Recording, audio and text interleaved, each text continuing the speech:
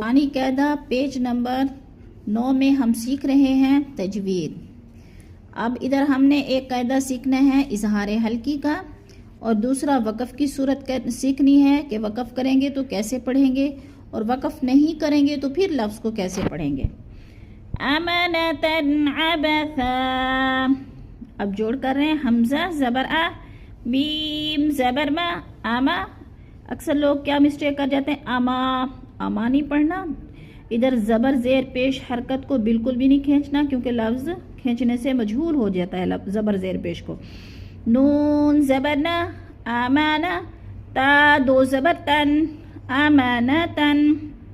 अब अगर इस लफ्ज़ में वक़फ़ करना है तो कैसे पढ़ना है वक़फ़ की सूरत में, आमाना, आमाना।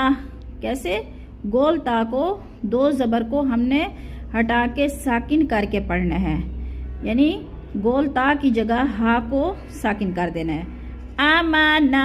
अगर आगे लफ्ज़ को मिलाना है तो फिर कैसे पढ़ना है, आइन ज़बर आ, बा ज़बर बा, सा दो ज़बर सन, आबसन।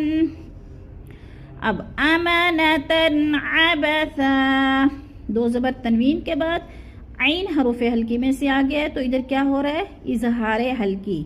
इजहार हल्की में हमने गुन्ना नहीं करना, यानी लफ्ज़ को आइन को ज़ाहिर करके पढ़ना है, अमानतन अबसा। और इधर वक़फ़ की सूरत में दो ज़बर की तनवीन को एक ज़बर में बदल कर हमने पढ़ना है, अबसा, यानी अबसन नहीं पढ़ना, अबसा, अमानतन अबसा।